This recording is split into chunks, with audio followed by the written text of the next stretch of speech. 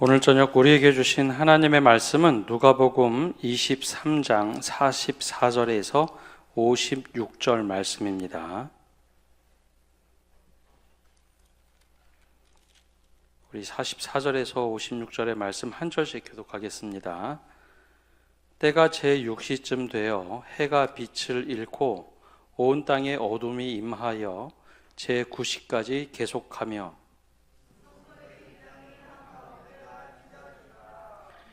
예수께서 큰 소리로 불러 이르시되 아버지 내 영혼을 아버지 손에 부탁하나이다 하고 이 말씀을 하신 후 숨지시니라.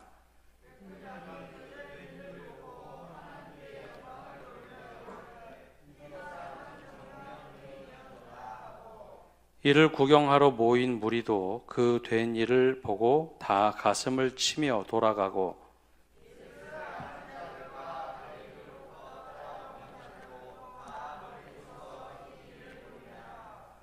공회 회원으로 선하고 의로운 요셉이라 하는 사람이 있으니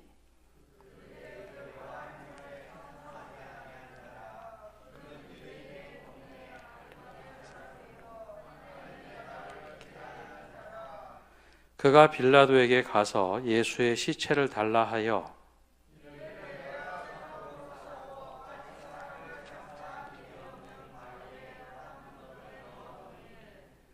이날은 준비일이요 안식일이 거의 되었더라.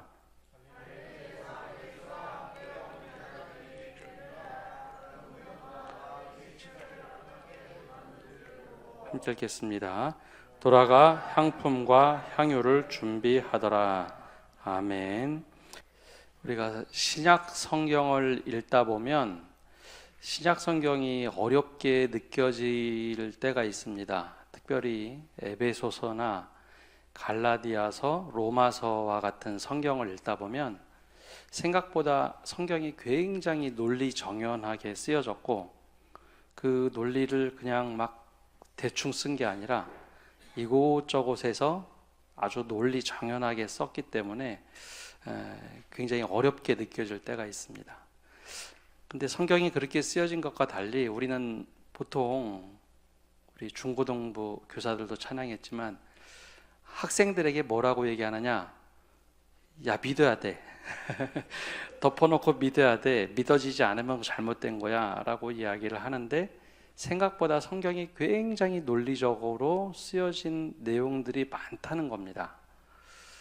근데 우리는 그게 읽기 어렵고 내용이 좀 어렵다 보니 야, 그거 믿어야 돼, 믿어야 돼. 가끔 가다가 이해가 안 되면 막 우기기도 하고 화를 내기도 합니다. 근데 의외로 성경은 굉장히 논리정연하게 쓰여졌고 또 하나는 법정 용어를 굉장히 많이 씁니다. 사도 바울의 서신에는 법정 용어들을 굉장히 많이 쓰는데요. 예를 들어서 이런 단어죠. 변론했다. 이 사도 바울이 로마 총독 앞에 가서 변론했다. 마치 변호사가 이 대신해서 변론해 주는 것처럼 그 변론했다라는 표현도 있고 우리가 많이 쓰는 단어, 이 헬라어 중에 디카이오라는 단어가 있는데요. 바로 이제 의롭다라는 단어입니다. 의롭다함을 받았다. 이게 법정 용어로는 너 무죄라고 할 때 쓰는 용어입니다. 땅땅땅 치면서 야, 이거 쭉 살펴보니까 너는 죄가 없어. 무죄를 선언할 때 쓰는 용어. 그래서 성경에서는 우리가 의롭다라는 말을 어떻게 쓰느냐? 신학으로는 칭의라고 씁니다. 너 의롭다. 이런 말도 많이 쓰고 또 정죄하다. 법정에서 유죄라고 선언할 때 쓰는 표현이 바로 이제 정죄하다라는 표현들입니다. 이런 재판 용어를 굉장히 많이 쓰는 이유는 그만큼 성경에서 말하는 죄의 문제뿐만 아니라 신앙의 변론을 하다 보니 이게 조금이라도 어긋나면 이 신앙을 제대로 설명할 수가 없어서 법적인 용어 혹은 또 철학의 용어들을 많이 씁니다. 그 중에 가장 중요한 것, 우리 기독교 신앙의 가장 근간이 되는 게 뭐냐라고 하면 바로 이제 부활입니다. 예수님의 부활 사건. 우리 기독교 신앙은 예수님의 부활부터 시작을 합니다. 유대인들이야 창조주 하나님만을 믿지만 우리는 예수 그리스도의 부활을 통해서 하나님을 만나고 하나님을 믿게 되죠. 그래서 성령께서 마가의 다락방에 모여있던 제자들에게 임하시면서 조금 전까지만 하더라도 두려워하던 제자들이 성령이 임하고 밖에 나가서 뭐를 외쳤느냐? 예수님이 부활하셨다 했습니다. 예수님이 부활하셨다.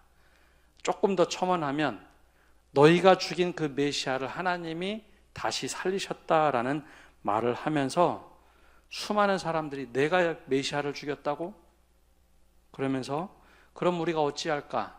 그래서 예수 그리스도를 믿으며 시작된 것이 교회입니다. 그래서 우리는 유대교와 결을 달리하면서 예수님의 부활을 믿으면서 믿음이 시작이 됐습니다. 근데 자 한번 생각해 보실까요? 아까 법정 용어 얘기하셨는데요. 요즘에 재판 드라마 같은 게 참 많이 나오는데요. 법정에서 예수님의 부활을 이야기해야 되는데 예수님의 부활이 잘못되었다고 무기력하게 이야기하려면 전제 조건 하나를 잘못됐다고 설명을 하면 예수님의 부활이 무기력해집니다. 뭐를 이야기하면 예수님의 부활이 무기력해질까요? 예수님이 죽지 않았다고 얘기하면 됩니다. 우리는 그 말도 안 되는 소리라고 생각하겠지만 예수님이 실제 죽으시고 부활하시는 그 여정에 예수님에 대한 복음을 전할 때 당시에 쭉 퍼져 있던 이단의 이야기들도 있었고 유대인들이 퍼뜨린 이야기도 그 당시에 많았습니다. 그래서 성경이 기록될 때 이거에 대해서 잘 변호하면서 성경 말씀이 많이 기록되어 있습니다. 그 중에 대표적인 게 가현설이라는 게 있습니다. 가현설. 그게 뭐냐면은 예수님이 하나님이시잖아요. 하나님이 이 땅에 오실 때 영으로 임하셔야 하는데 육신의 모습은 갖추 있지 않고 영으로 임하셨는데 사람들이 그 육체의 모습을 상상을 하면서 보았다라는 거죠. 예수님이 영적으로만 오셨으면 예수님이 고통당하는 건 진짜 고통이었을까요? 아닐까요?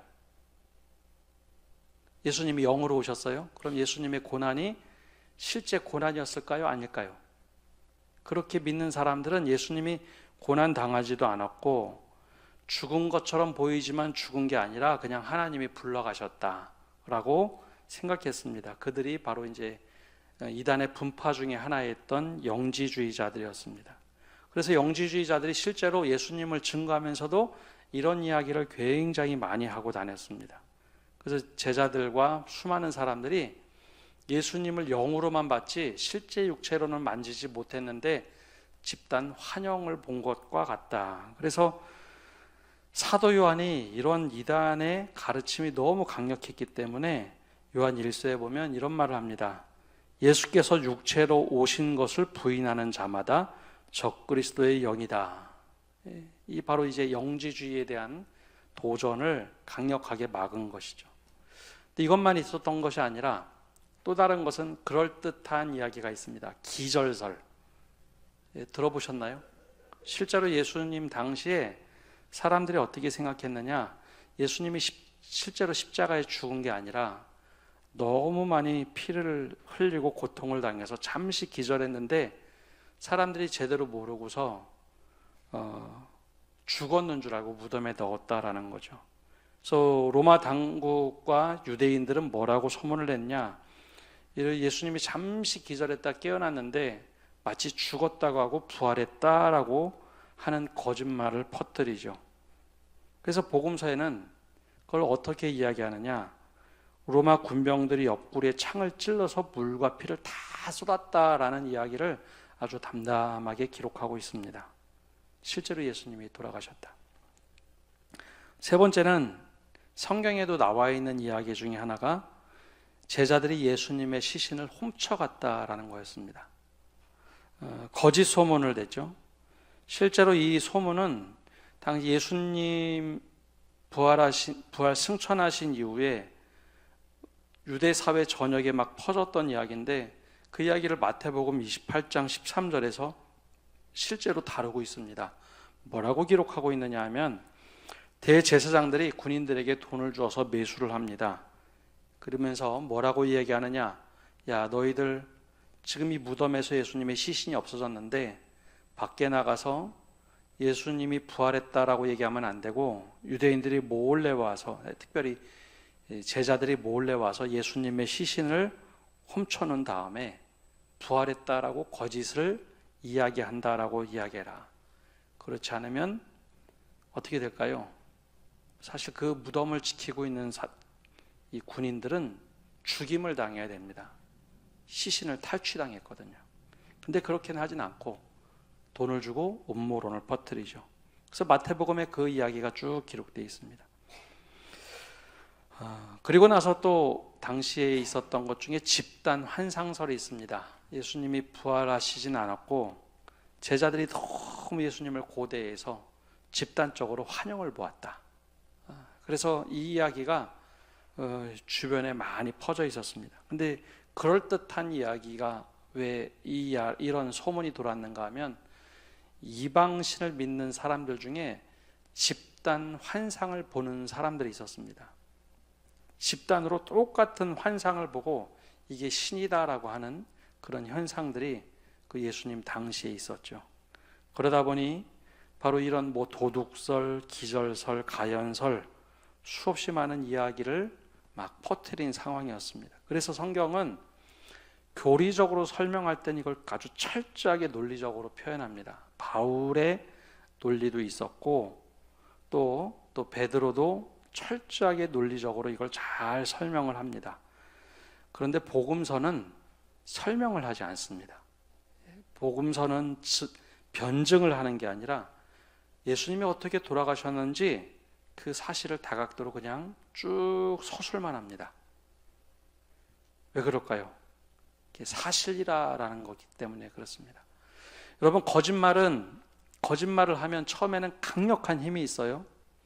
막 선동도 되고 거짓말을 하면 굉장한 큰 힘이 있습니다. 근데 거짓말은 시간이 가면 힘이 점점 빠져갑니다. 근데 사실은 다릅니다. 사실이라는 진실은 처음엔 거짓으로 막 덮여 있으면 진실은 되게 작아 보이고 힘도 없어 보이고 아무것도 아닌 것처럼 보입니다. 근데 시간이 가면 진실과 사실은 점점 힘을 얻어갑니다. 역사에 우리가 수없이 많이 보죠. 아무리 역사를 왜곡하려고 거짓말을 해도 시간이 지나면 그걸 경험하고 체험했던 사람들이 사실을 막 말하기 시작합니다. 난 실제로 내가 그걸 경험했어. 나는 이것을 만나보았어. 난 이렇게 그걸 직접 내가 눈으로 봤어. 그 이야기를 하는 사람들이 점점 늘어나면 힘이 없는 것 같은데 그 힘이 점점 힘이 세집니다. 반면에 거짓말은 매수를 하거나 모의를 해서 만든 이야기들은 시간이 가면 갈수록 처음엔 굉장히 센 것 같은데 점점 사라지죠. 그래서 예수님 당시에 예수님이 실제 부활한 게 아니라 유대인들이 제일 강력하게 퍼뜨린 사실은 제자들이 시신을 훔쳐가고 부활했다라고 이야기해라라는 거였습니다. 근데 놀랍게도 예수님이 죽으셨음에도 불구하고 부활하셨다는 사실을 제자들이 순교해 가면서 그걸 끝까지 사실대로 증언을 하면서 복음을 증거하죠. 사람들이 처음에는 믿지 않다가 생각을 합니다. 저게 뭐라고 자신의 목숨까지 바쳐서 예수님이 죽고 부활했다라는 걸 증거하느냐. 사자밥이 되면서도 이야기하고 감옥에서 찬양하면서도 순교하면서 그 모습을 보여주는 걸 보면서 야, 이게 진짜 진실이구나, 사실이구나 라는 것을 사람들이 믿게 됩니다. 그럼 오늘 말씀에는 예수님의 그 십자가 마지막 죽음을 어떻게 보여주고 있느냐. 오늘 말씀을 보면 쭉 서술하는 내용들은 굉장히 담담하게 이야기합니다. 어떤 막 미사여구를 꾸며가면서 마치 천사들이 막 나타나서 도움 주고 하는 그런 내용도 하나도 없습니다. 여러분, 변화산에서 예수님께서 기도하실 때는 모세와 엘리야와 함께 기도를 하는 모습이 나오죠. 근데 어떻게 보면 마치 신화적인 모습처럼 보여집니다. 근데 예수님께서 십자가에 달려 죽으실 때는 그런 미사여구가 하나도 없습니다. 해가 6시쯤 되어 온 땅에 막 어두움이 임하고 제9시까지 태양이 빛을 잃는다라는 표현만 있습니다. 그리고 성소의 휘장이 쭉 찢어지는 이야기. 예수님이 큰 소리로 하나님께 부르짖습니다. 여기 아름답게 묘사된 게 하나도 없습니다. 마치 천사들이 와서 힘내라, 아니면 천사들이 받들었다는 얘기도 하나도 없습니다. 예수님이 아주 처절하게 아버지 하나님께 부르짖죠. 내 영혼을 아버지 손에 부탁하나이다. 그리고 예수님이 숨지셨을 때, 그때 그냥 이것으로 끝나는 게 아니라 제일 적대적인 한 사람을 딱 지목을 합니다. 47절에 보면 백부장을 지목하면서 백부장이 무슨 얘기를 했는가 이렇게 말을 합니다. 우리 47절 말씀 우리 함께 읽어보겠습니다. 백부장이 그 된 일을 보고 하나님께 영광을 돌려 이르되 이 사람은 정녕 의인이었다 하고. 이 백부장이 유대인일까요? 로마 군인일까요? 이 백부장은 로마 군인입니다. 로마 군인이 이 유대 땅에 파견돼서 쭉 예수님이 십자가 과정 하는 걸 쭉 보고 마지막에도 죄인들 옆에 막 달려있을 때 이 사람들이 하는 일을 아무도 모릅니다. 자기들이 무슨 일을 하는지 모릅니다. 오히려 수많은 사람들을 위해서 기도하는 모습, 예수님이 십자가 달리기까지 스스로 변론도 하지 않고 마치 어린 양처럼 죄가 없는 분이 그렇게 십자가 달린 모습을 보면서 백부장은 이야기를 합니다. 야, 내가 하나님은 잘 믿지 못하지만 하나님께 영광을 돌려 이르되 이 사람이 정녕 의인이었다. 또 다른 시선에서는 거기에 수많은 사람들이 구경하러 모인 사람들이 예수님이 십자가 달려 죽으시고 고개까지 뚝 떨어지는 모습, 그걸 보면서 가슴을 치며 돌아가는 모습, 또 예수님을 따랐던 수많은 여인들이 거기서 이 모든 과정을, 예수님이 십자가 달려 죽으시고 십자가에서 내릴 때까지 그 모든 여정을 보았다. 예수님이 실제 죽으셨다라는 겁니다. 죽음 이후에 부활이 있는 것이지 죽음 없이 부활이 있을 수가 없죠. 그래서 이 죽음을 복음서는 아주 담담하게 소개를 합니다. 그 다음에 아주 특별한 한 사람을 하나님께서는 준비시킵니다. 그 사람이 바로 아리마대 요셉입니다. 아리마대 요셉이라는 사람을 뭐라고 얘기하느냐, 우리 50절과 51절의 말씀 우리 함께 읽어보겠습니다. 공회 회원으로 선하고 의로운 요셉이라 하는 사람이 있으니 그들의 결의와 행사에 찬성하지 아니한 자라. 그는 유대인의 동네 아리마대 사람이요 하나님의 나라를 기다리는 자라. 아멘. 예수님의 죽음이 진짜인지 아닌지 이 증명하는 한 사람이 등장하는데, 그 사람은 예수님의 제자가 아닌 아리마대 사람 요셉입니다. 근데 요셉을 뭐라고 소개하고 있느냐? 공회 회원이라고 소개를 하고 있죠. 공회 의원입니다. 공회라고 하는 것은 산헤드린 공회입니다. 70명이 모인 유대인의 최고 의결기구. 예수님을 십자가형에 달도록 막 부추겼던 사람들이 이 산헤드린 공회 회원들입니다. 대제사장이 한 사람이 대신해서 희생당하면 모든 사람이 평안하지 않겠느냐. 바로 이 양에 대한 이야기, 즉 희생양 이야기를 처음으로 입에서 꺼낸 사람이 이 대제사장입니다. 한 사람만 희생하면 다 평안해지는데 그 죄를 예수님한테 이렇게 뒤집어 씌우는 일을 하죠. 대제사장이 이렇게 막 분위기를 몰아가는데 70명의 이 회원들은 정치적 집단이기도 하고 종교적 집단입니다.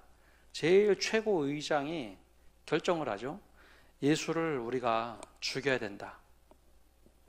자, 이 70명이 모여있는 상황에서 또 선택받은 이 정치인들의 모임에서 또 종교인들 모임에서 누가 반대할 수 있을까요? 굉장히 강력한 대제사장이 내 의견은 이 사람은 반드시 어떻게 해서든지 죽여야 된다. 근데 그때 아리마대 사람 요셉이 그 말씀을 보면 거기서 찬성을 하지 않습니다. 공개적으로 사실 반대하는 거죠. 이게 쉽지가 않죠. 예.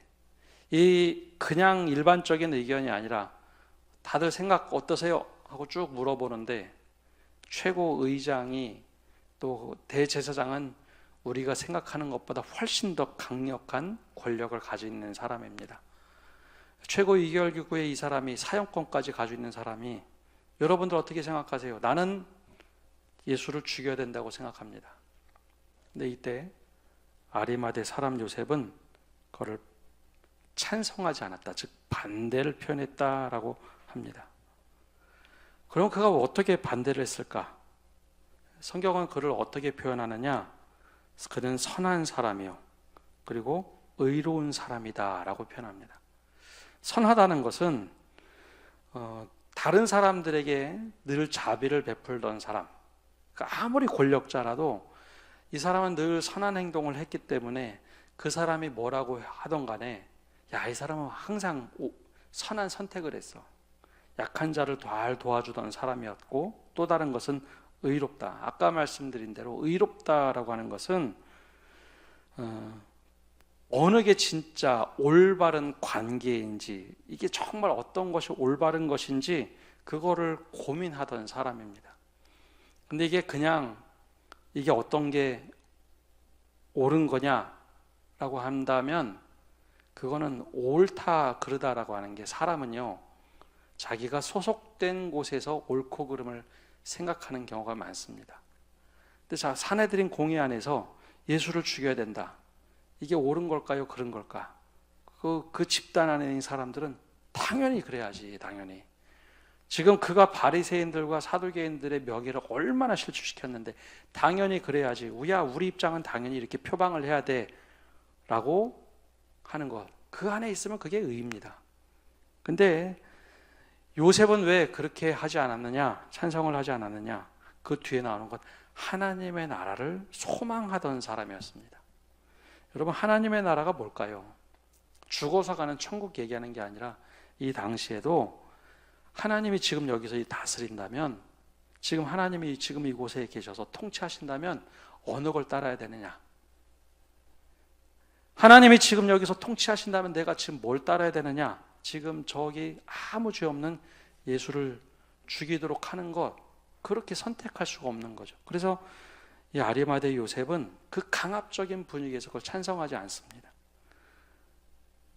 그렇다고 이 사람이 굉장히 그럼 핍박을 받았느냐? 아니요. 그 사람은 항상 어느 게 옳고 그른지 늘 궁리하고 하나님의 나라 뜻에 따라서 결정하고 선하게 행동했던 사람이기 때문에 그래, 너는 그럴 수 있지라고 넘어갔던 것 같습니다.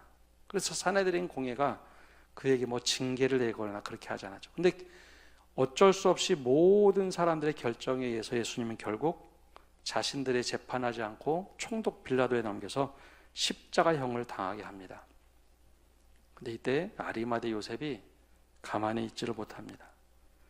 52절에 보면 그가 어떤 행동을 하느냐, 또 다른 행동을 하는데요, 52절에 이렇게 기록합니다. 그가 빌라도에게 가서 예수의 시체를 달라 하여. 이게 왜 중요한 말씀일까요? 예수님의 십자가형은요 로마법에 의한 정치인의 사형 집행입니다.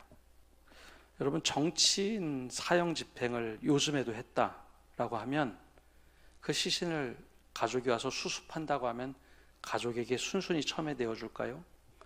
그러지 않습니다. 굉장히 절차가 까다롭고 복잡합니다. 거기 철저하게 그 원칙에 따라서 내주어야죠. 유대법과 로마법에 다 저촉돼서 십자가형을 받았던 예수님. 그래서 그가 공식적인 루트를 제외하고는 어느 누구도 예수님의 시신을 그냥 치를 수가 없습니다. 수습할 수가 없습니다. 당시에 소문이 났죠. 제자들이 몰래 예수의 시신을 가져다가 장사를 지냈다. 그게 아니라는 것을 아리마대 요셉이 보여줍니다. 아리마대 요셉은 그곳에 왔습니다. 그리고 직접 빌라도 총독에게 가서 요청을 하죠. 만약에 가족이 와서 요청을 했다면 순순히 내주지 않았을 겁니다. 그러면 적어도 예수님을 따르던 제자들, 그 당시에 소문이 다 났었기 때문에 그 12명의 무리들이 찾아가서 요구하면 과연 총독 빌라도가 시신을 내줬을까요? 이 예수님의 제자들은 갈릴리 어부 시골 출신들입니다.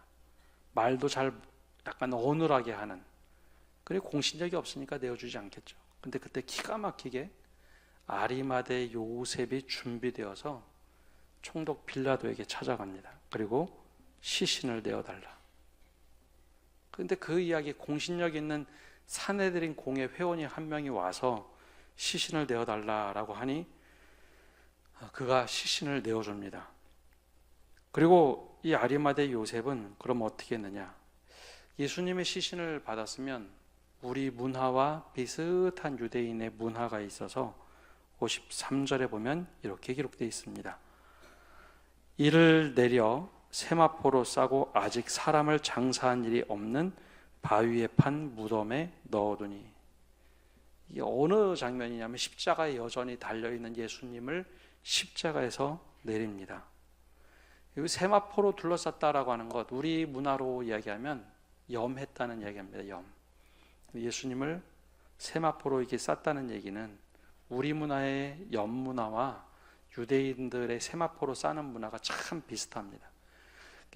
각 나라마다 장례 문화가 다른데 아주 독특하게도 유대인의 장례와 우리나라의 장례 문화가 참 비슷합니다.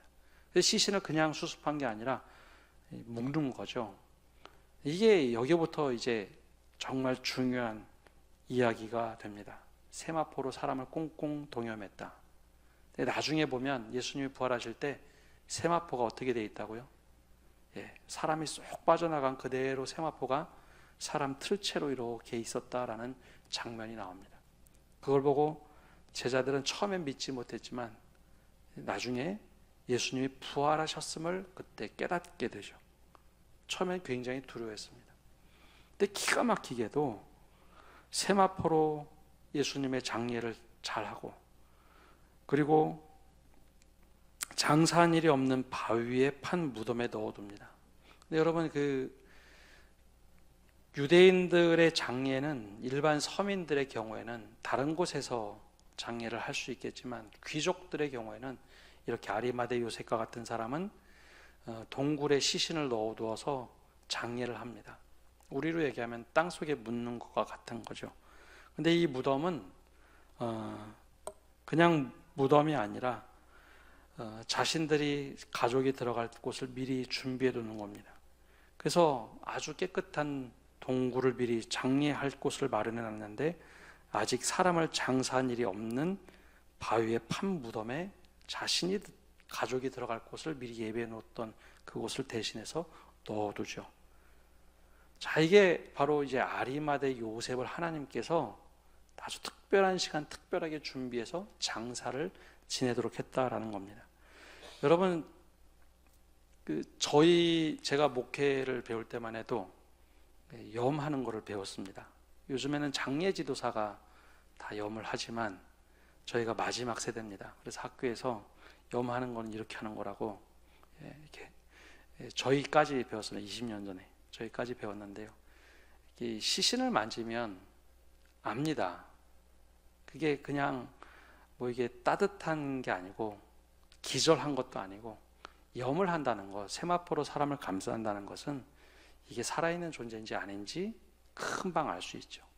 가끔 유럽의 경우에는 사람이 죽었는지 아닌지 모르고 땅속에 묻었다가 깨어나는 경우가 있다고 하죠. 그런 경우는 유럽의 장례는 좀 달라서 그렇습니다. 유럽은 염하는 문화가 없죠. 입고 있던 옷 그대로 화장시키고 보이는 곳에 이틀 뒀다가 매장을 합니다. 그래서 유럽에서는 종종 이 기절했다 깨어나는 경우는 있어도 우리나라에서는 그런 얘기 거의 못 들어보죠. 왜냐하면 이 장례 절차가 굉장히 복잡하기 때문입니다. 이 모든 것 하나하나가 예수님이 실제로 돌아가셨다라는 것을 보여줍니다.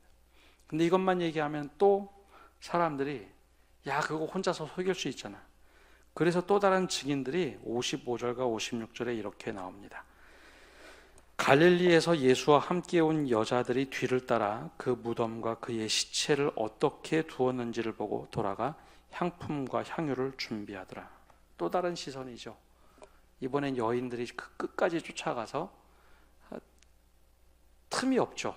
예수님의 시신을 옮겨가는 것 똑같이 뒤에 따라가고, 그리고 무덤에 넣는 것 확인도 하고, 예수님의 시신이 무덤 어디 쪽에 넣는지 끝까지 확인하고, 이 여인들이 돌아가서 뭐를 준비하느냐?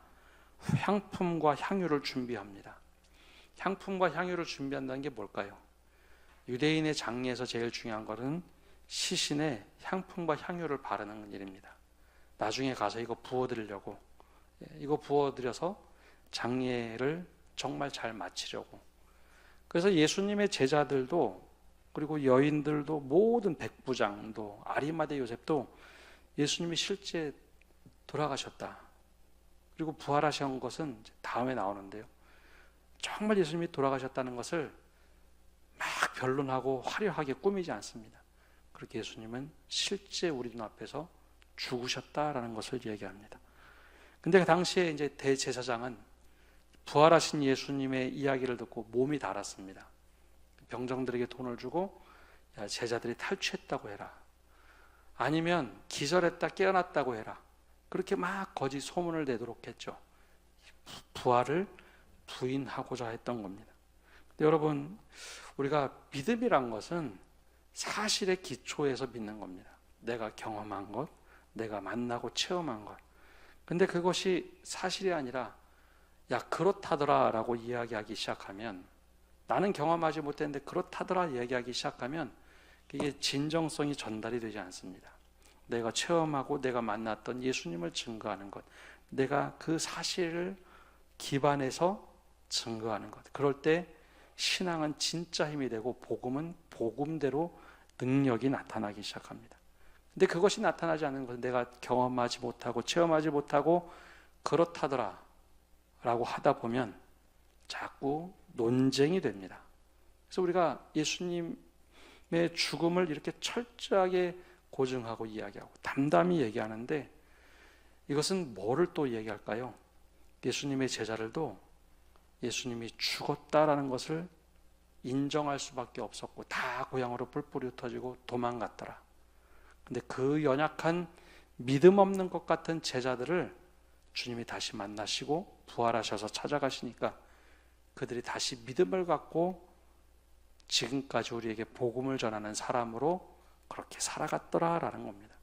그래서 우리에게 믿음이 연약할 때 그 사실에 기반하는 믿음, 내가 직접 체험하고 만났던 믿음, 그 믿음을 기초할 때 우리 믿음이 견고해집니다. 그리고 믿음은 설명하고 설득한다고 되는 것이 아니라 내가 체험하고 경험한 것을 담담히 얘기할 때 하나님께서 거기에 빛을 조명해 주시면 거기에 스파크가 일어나고 사람들에게 그 복음이 믿어지도록 하는 하나님의 역사가 나타나는 겁니다. 그래서 우리가 오늘 말씀을 보고 야 맞아, 우리도 그렇게 체험하는 신앙이 되어야겠다. 더 나아가서 하나님께서 철저하게 예비한 한 사람, 아리마대 요셉처럼 맞아, 다들 사람들이 이렇게 살아간대 라고 할 때 하나님의 나라를 정말 고대하고 소망하는 그 사람은 다들 찬성하는데 나는 예수님을 십자가에 못 박는 거 반대합니다. 더 나아가서 남들이 다 예수님을 십자가에 못 박도록 찬성한 그 자리에서 나는 그걸 동의할 수 없으니 예수님의 시신을 혼자 찾아가서 달라고, 제자들조차 하지 못하는 것을 그 사람 혼자서 어떤 불이익을 당할지 모름에도 불구하고 나는 이것이 분명한 잘못이라고 생각한다. 그 믿음을 갖는 것, 우리가 바로 이 믿음을 갖고 살아가실 때 우리뿐만 아니라 우리 다음 세대에게도 온전한 믿음이 흘러가기를 간절히 바랍니다. 기도하겠습니다. 하나님, 오늘도 저희가 주님 앞에 나와서 말씀을 듣고 나갑니다. 주님, 수많은 사람들이 예수님의 죽음이 진짜인지 아닌지 가연설로, 또 예수님이 기절했다고도 하고, 또 예수님의 시신을 제자들이 훔쳐가고 부활했다라고 거짓 소문을 낸다 하는 수없이 많은 논란 속에 정말 진실이 이긴다는 것을, 또 사실이 이긴다는 것을 다시 한번 말씀을 통해서 깨닫게 하심에 감사드립니다.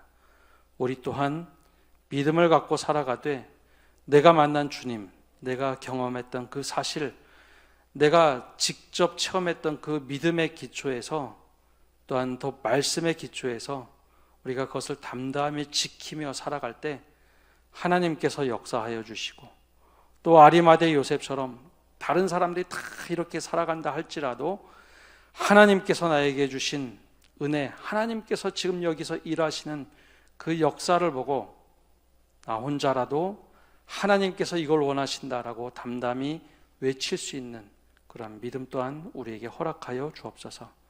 그리하여 예수님의 죽음과 부활을 잇는데 제자들이 아니라 바로 이 아리마대 사람 요셉을 통해서 이루셨던 그 은혜가 우리에게 동일하게 넘치게 하여 주옵소서. 이 모든 말씀 예수님의 이름으로 기도합니다. 아멘.